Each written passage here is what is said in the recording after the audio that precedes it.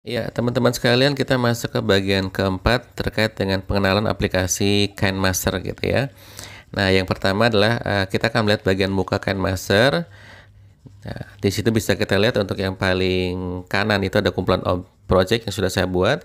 Kemudian yang di tengahnya itu ada untuk membuat project baru, ada gambar plus di situ. Lalu di samping kanannya ada terkoneksi dengan akun YouTube KineMaster. Jadi kalau teman-teman punya waktu silahkan masuk ke akun YouTube-nya. Di situ pun banyak tips, banyak trik agar kemudian teman-teman semakin sinematik gambar yang dihasilkan nanti. Kemudian juga terkoneksi dengan TikTok. Yang suka main TikTok silahkan masuk ke situ. Kemudian juga ada ciri bahwa ini adalah aplikasi yang asli dan bukan bajakan ketika teman-teman tampilan depannya itu ada follow akun KineMaster Indonesia gitu ya. Lalu dari samping kiri di situ ada tanda pengguna premium, lalu kemudian ada tombol pengaturan. Nanti saya sampaikan isinya apa saja, kemudian juga ada tombol bertanya. Kalau punya keluhan silakan tanya ke KineMaster, tanya ke saya juga nggak apa-apa, diperbolehkan. Lalu tombol untuk menamai file baru dan juga notifikasi yang ada, dan biasanya rutin KineMaster akan ada pembaruan feature ya setiap pekan atau setiap bulannya seperti itu, sehingga kita tidak bosan untuk menggunakan aplikasinya gitu ya.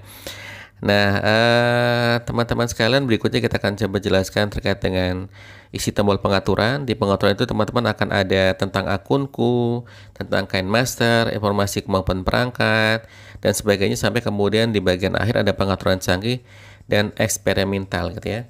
Nanti teman-teman akan masuk ke akunku, ketika sudah mengaktifkan kode promo nanti dilihat, dicek gitu ya. Nah, kalau ada kendala biasanya teman-teman harus melakukan analisa perangkat. Teman-teman bisa masuk di informasi kemampuan perangkat. Misalkan gambarnya ada berbayang, berbaris, maka kemudian bisa jadi HP kita atau perangkat kita nggak support dengan kualitas gambarnya, sehingga perlu kemudian dilakukan informasi kemampuan perangkat, jalankan analisisnya gitu ya. Atau sampai kalau memang masih belum berhasil, maka gunakan pengaturan canggih dan eksperimental gitu ya. Nah, di tentang akunku teman-teman akan ada tampilan seperti ini. Nanti teman-teman akan diminta untuk memasukkan email gitu ya. Kalau yang di layar ini emailnya belum dimasukkan gitu ya.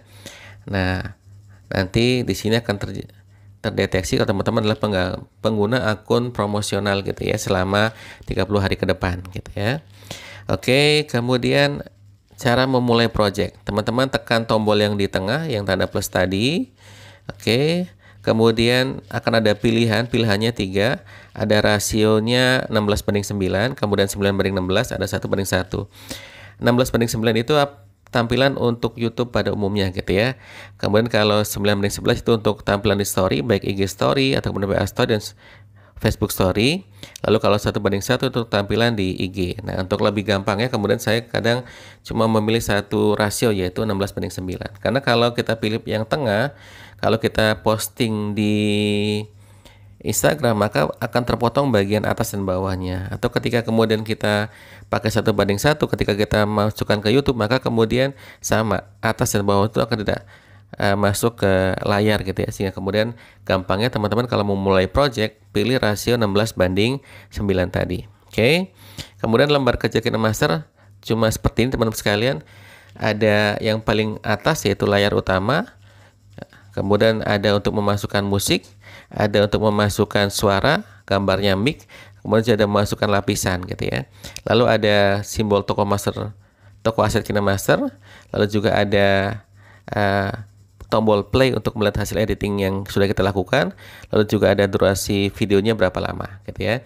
Ini yang kemudian perlu dikuasai di awal. Jadi kalau kita mengolah gambar, mengedit gambar KineMaster, ada 4 yang harus kita pahami. Memasukkan lapisan utama, memasukkan layar utama, kemudian lapisan, musik, dan juga memasukkan suara gitu ya.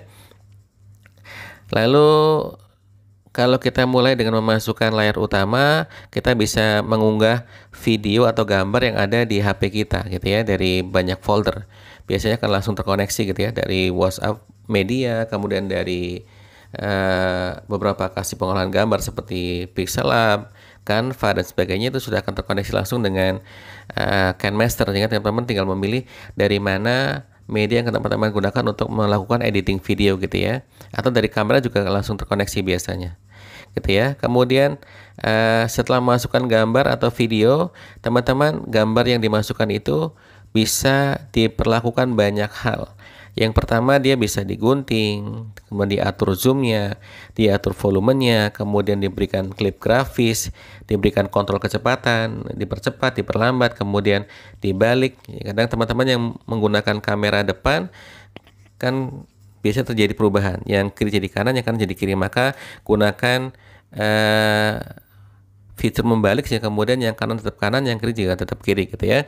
Lalu bisa diputar gambarnya, kemudian gambarnya juga bisa dikasih filter warna, lalu di penyesuaian dibuat equalizer, ada amplop volume, berkumandang, sampai kemudian ada pengubah suara juga ada di KineMaster. Nanti teman-teman silakan explore lebih jauh gitu ya. Lalu juga bisa berikan efek vignette, jadi nanti ada warna hitam di sisi-sisi video kita.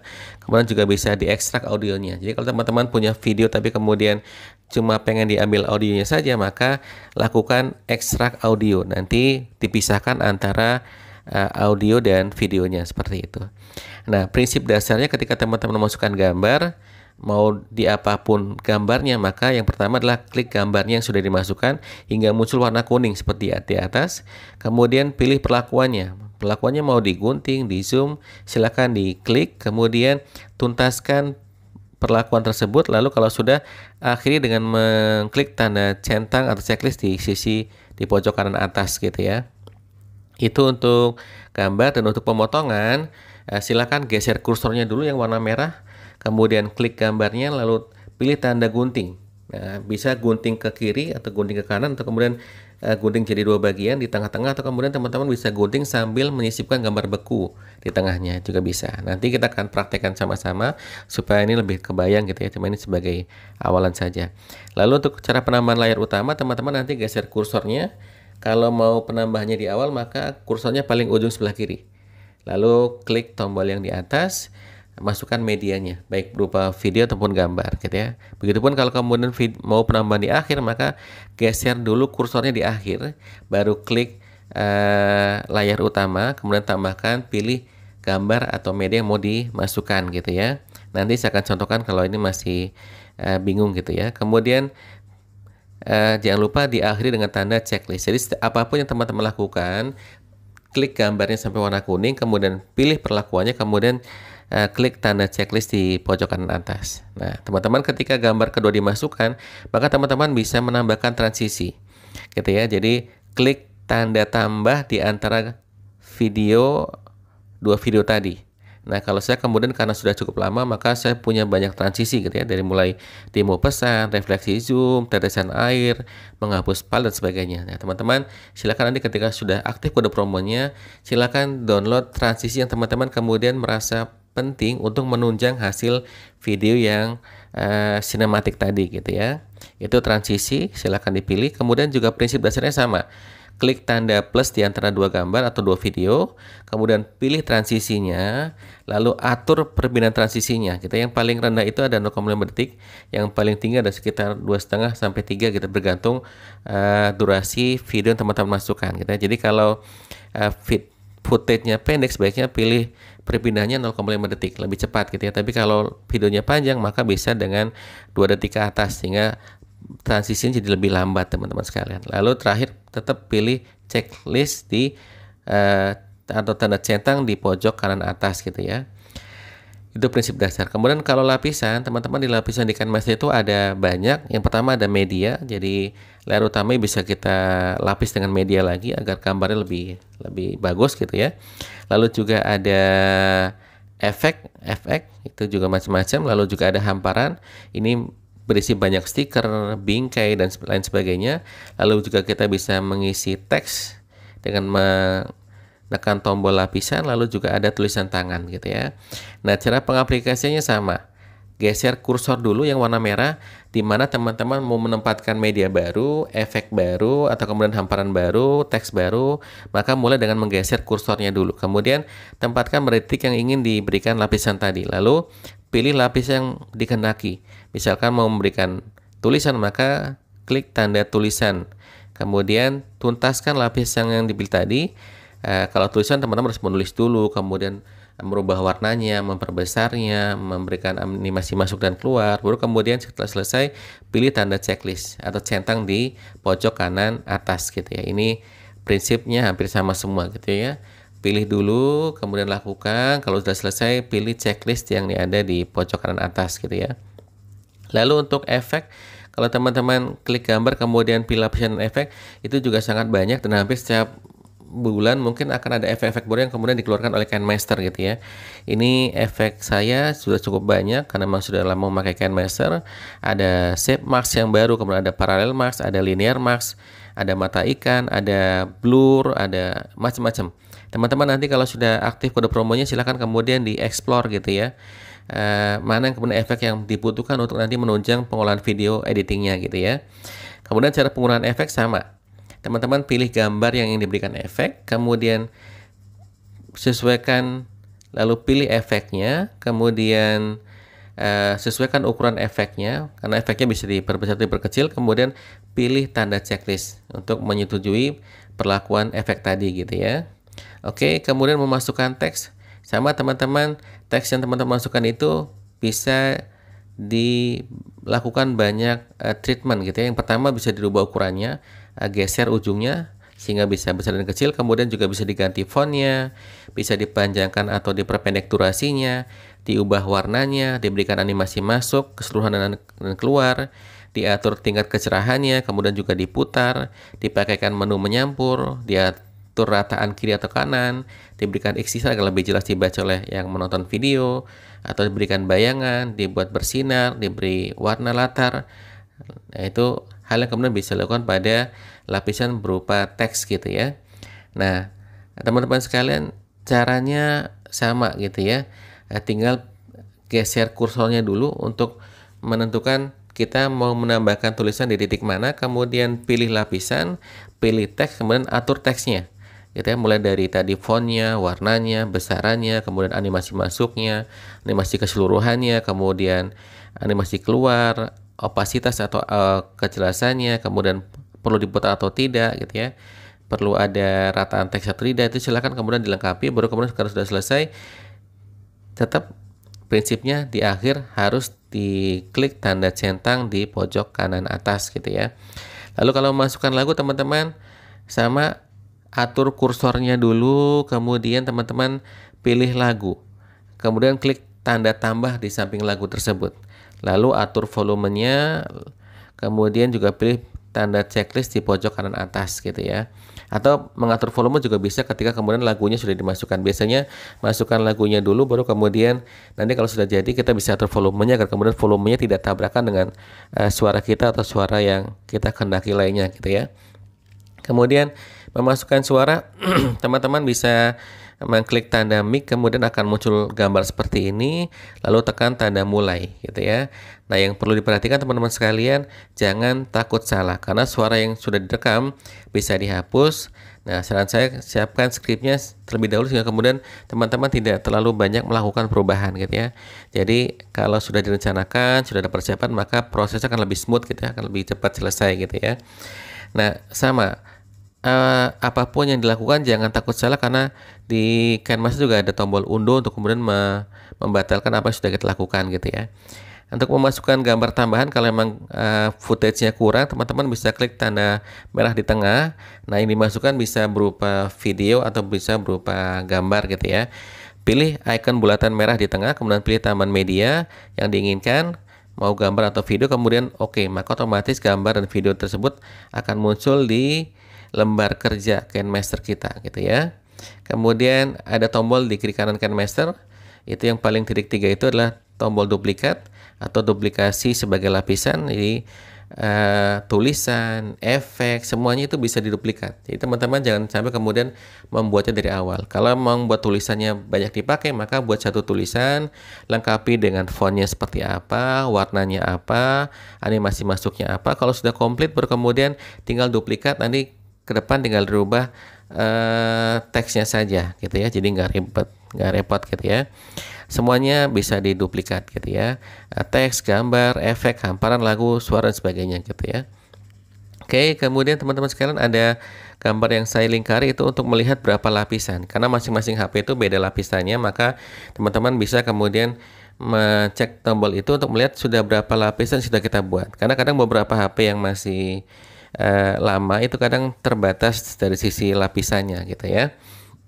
Oke, kemudian ada tombol yang persegi lalu ada siku di pojoknya itu untuk menangkap atau menyimpan. Jadi kalau ada gambar bagus dan mau dijadikan sebagai thumbnail atau cover dari videonya, maka bisa tangkap kemudian simpan. Nanti akan tersimpan di HP gitu ya. Atau kemudian bisa tangkap lalu jadikan sebagai klip atau sebagai layar utama juga bisa. Nanti muncul di sisi kiri atau kanan dari yang kita tangkap tadi gitu ya. Kemudian juga bisa ditangkap lalu tambahkan sebagai lapisan, itu juga bisa. Jadi macam-macam, teman-teman tinggal nanti dikreasikan saja bagaimana agar kemudian videonya bisa lebih bersifat sinematik gitu ya.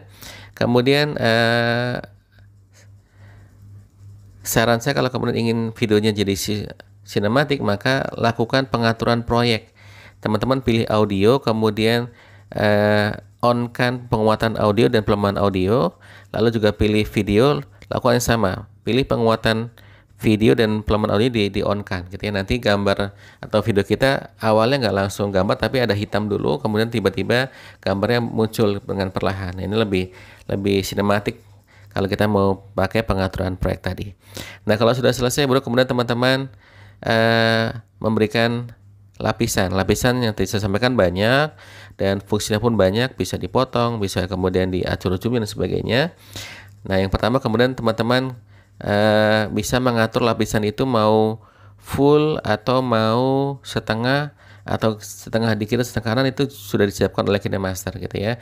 Tinggal dipilih tanda merah ini, kemudian teman-teman lihat ada off. Kalau off itu berarti kita bisa ngatur sendiri bagaimana besaran lapisannya. Kemudian ada full, nanti kalau full maka layar utamanya akan tertutup gitu ya. Kemudian ada setengah di bawah, setengah di atas, setengah di kiri, setengah di kanan gitu ya. Ini kalau mau membuat video itu silakan teman-teman dicoba gitu ya. Nanti bisa lebih variasi atau bisa lebih bagus hasilnya gitu ya. Kemudian audio juga sama teman-teman, bisa diatur. Biasanya kalau rekamannya suaranya rendah maka akan dinaikkan sampai 200, lalu musiknya akan diturunkan cukup sampai di 50 atau 45 agar kemudian musiknya tidak bertabrakan dengan suara videonya gitu ya. Kemudian macam-macam lapisan itu juga bisa dipakai juga dengan kunci chroma. Jadi kalau teman-temannya kemudian membuat video pembelajaran, maka silakan ambil footage di latar belakang yang warna latarnya itu kalau nggak hijau, biru atau merah, sehingga kemudian kita mengenal ada green screen gitu ya. Nah, itu untuk kemudian kalau kita pakai itu ketika dipakaikan kunci chroma, maka yang layar latarnya itu kan hilang gitu ya, tinggal objeknya saja, dengan catatan objek yang divideokan tidak memakai baju warna hijau gitu ya, karena nanti kalau ada warna hijau maka itu pun akan juga hilang gitu ya. Oke, kemudian macam-macam, bisa di pemangkasan, kemudian bisa membalik, bisa diatur kecerahannya, opasitasnya berapa, bisa dikasih filter warna dan sebagainya. Nah, teman-teman explore saja, nanti setiap kali ada kesulitan boleh tanya ke saya agar kemudian teman-teman bisa mendapat jawaban dan tidak bingung gitu ya. Oke, nah kalau sudah kemudian teman-teman terakhir ketika sudah lengkap proyeknya, sudah merasa yakin, maka harus diekspor. Nah, teman-teman kalau sudah diekspor maka silakan dipilih kualitasnya. Jadi teman-teman bisa, kalau umumnya di sosial media itu pakai yang HD yang 720p, tapi kalau teman-teman kemudian pengen lebih bagus, gambarnya lebih cerah, maka naikkan, yaitu di 1080 atau 1440, itu kualitas gambar lebih baik, cuma nanti filenya akan lebih besar, dan kalau filenya besar maka ekspornya lebih lama, dan ketika teman-teman posting di sosial media pun akan semakin lebih lama. Jadi semuanya pasti ada keuntungan dan ada konsekuensinya, tinggal dipilih teman-teman mau yang mana gitu ya. Kalau saya kadang ngambil yang standar saja dulu kalau untuk sosial media, pakai yang 720p atau 1080p, kemudian laju bingkainya kalau enggak 24 ya 25 sudah cukup bagus gitu teman-teman sekalian. Nah, teman-teman sekalian jangan lupa untuk kemudian selalu memfollow KineMaster, kemudian bisa melihat di situ banyak tips dan trik agar teman-teman bisa lebih baik dalam pengolahan videonya gitu ya. Terima kasih.